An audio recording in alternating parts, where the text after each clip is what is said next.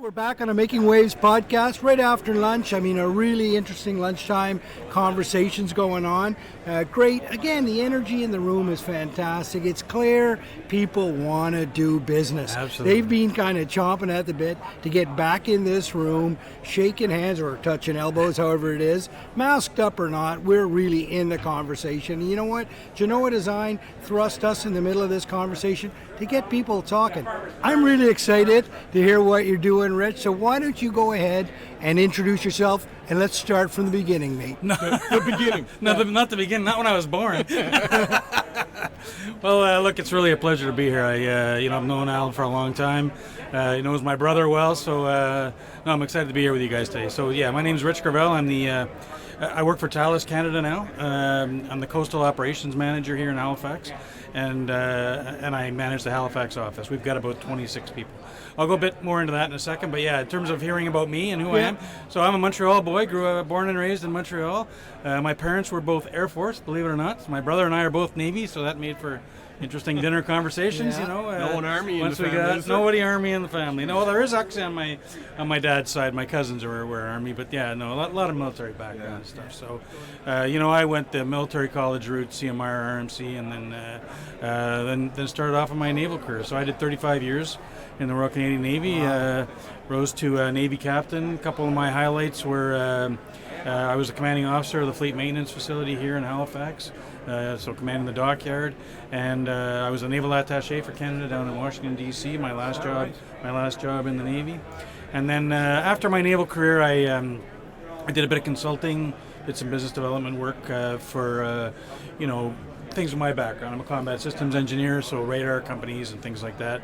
And then one day, Thales called me up and said we're putting together a bid for this project called Aegis, right? Right. Which is an acronym of acronyms. Yep. It's AOPS, Arctic and Offshore Patrol Ship, J, Joint Support Ship, and then the ISS is in-service support. And they said we're putting together this, this bid for this program, and we're looking for somebody who's got waterfront experience and understands how the dockyards work, Right. how the fleet maintenance facilities work, and so would you come and give us a hand doing the bid? And I said sure. So off I went to Ottawa pretty much every week for about 6 weeks, and we put in the bid. Flash forward a couple of years when the whole process was gone through, and Thales won the Aegis contract. Great story. Yeah, and so then they called me back up and said, well, thanks for helping us with the bid. Would you like to start up our Halifax office? And I said, sure. So I was employee 1, and we're up to 26 now, which is really great. And we've got a nice mix of folks that are retired Navy, but also fresh people too. Nothing How's to the do with the transition Navy. from the Navy to the private sector been for you? Yeah, I've had no trouble really. I had some great advice. If you're smart, you talk to the senior folks who have done it before you. And I'm not talking about Al here, but No, he's a senior. But but I talk about friends of mine, retired admirals, Right. other retired captains and stuff like that. And they give you good advice about leaving your former life behind. Be proud of it, but it's the next chapter. Right. And really, that's the way that I looked at it. I really concentrated on, let's make this my next chapter. I always knew that I didn't want to do just one thing in my life. Yeah. And I think if you go in with that attitude and you say, hey, how can I make another contribution, but from a different perspective? That's been my view. I think this is important.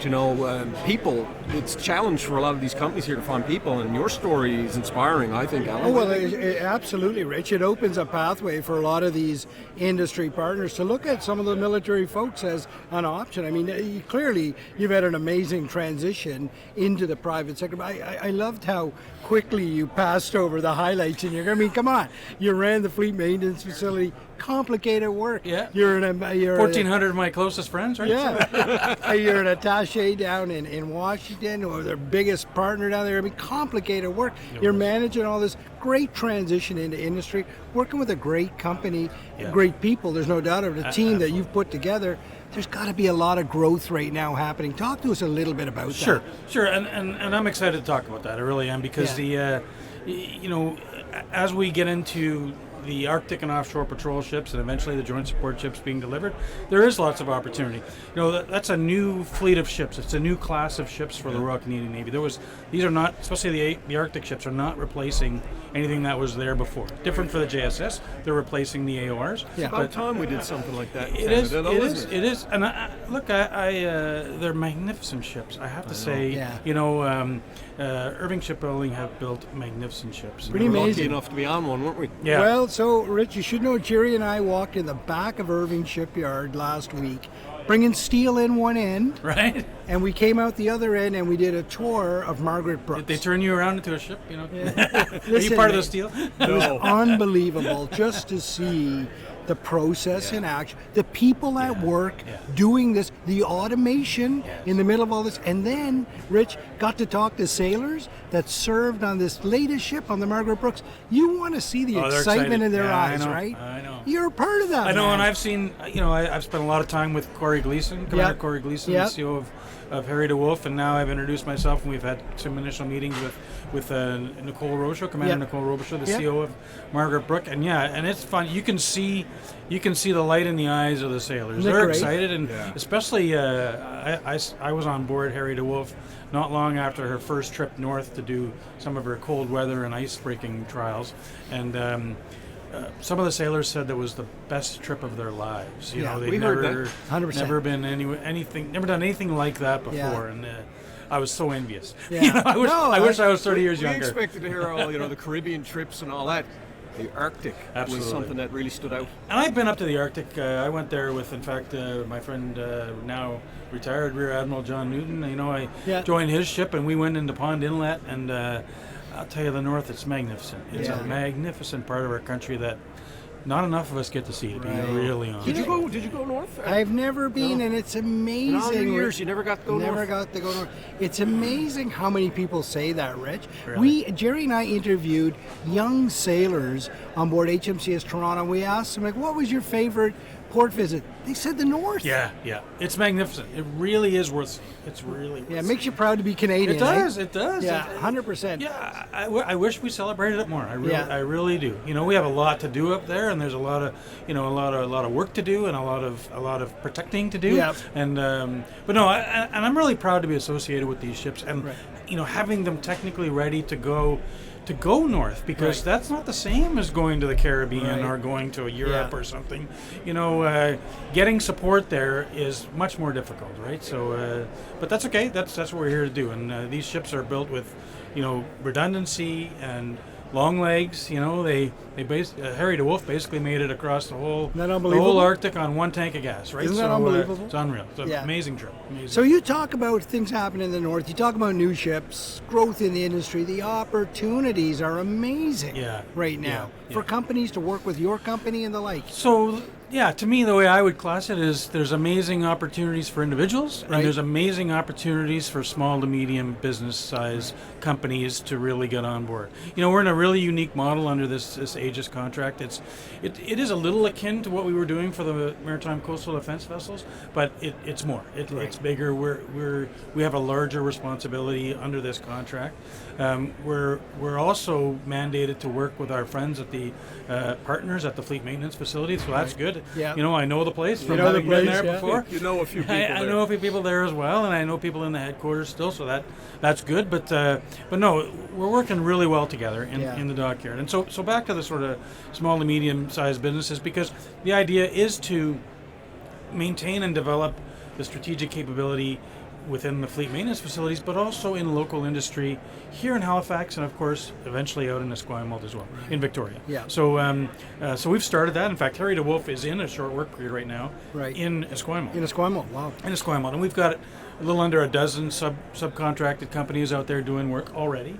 On board Harry DeWolf, the fleet maintenance facility out there is going to do work on board, and here in Halifax we have about 70 companies that we have on subcontract to do 70, to do work on board the first the AOPVs and then eventually JSS when they come along as well. Now we haven't engaged all of them to do actual work yet, but we have them ready to go. That's right, under contract, ready to go. But we have used a good number of them. I would say a good 25 or 30 of them that we have had do work on board, and we're having them do some corrective maintenance, but they're also doing a lot of the planned maintenance, right? So, and we're trying to get out ahead of the curve here and get these ships and have them stay in a good technical state for a long time, able to meet all the missions, but just maintain a good technical state, as they come further and further into service and as their numbers grow, right? Basically, we're getting one a year, right? So we have two now, right? So we've been at this for about 15 months. So it's it feels like longer than that, and that's only because we've done a lot. Right. We have done a lot. That's right, in a pandemic. That's right. Rich, we often use the expression "a rising tide floats all boats." Yeah. I mean, you couldn't have described it better. That's right. Exactly. You've got success here in big shipbuilders, and other companies are all coming along with it. Exactly right. It's an unbelievable Canadian success story. It's really good. I'm really pleased to see the way that it's working out. Yeah. It's fun as the coastal operations manager, and every once in a while I have to remind myself to take a step back and just kind of watch from a little bit of a distance, you know. And I have such an amazing team here. We have such an amazing team here. Yeah. Working together, working with local industry, sorting out all the little things, right? Making sure that we have a high safety culture, and working within all the rules and regulations within the dockyard. The pandemic rules in terms of how people can work together. We're contact tracing, but even just managing people and making sure they've got all the right certifications and qualifications to go on board and execute the work in an effective and efficient manner. So it's very exciting. Wow. Really Jerry, what do you think? Well, I just think, I have a young 18-year-old who's studying nautical science at the Marine Institute St. John's. And the opportunity, what you've presented here today is the opportunity for youth. We are really big on that, aren't we? 100%. If someone out there is young and they're thinking there's not enough opportunity, they need to talk to someone like you. Yeah. And that's why we're happy that Genoa is giving us this platform to bring your ideas to the public, right?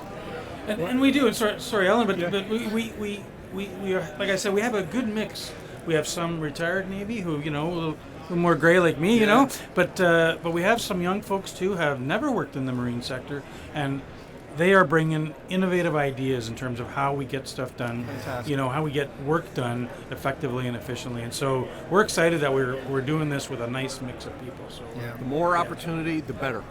Absolutely. Well, what a great conversation, Rich. And thanks for taking time out to speak to us here today on Making Waves podcast. I mean, I know you're a busy guy. There's a lot of stuff happening here. Really appreciated your perspective on things.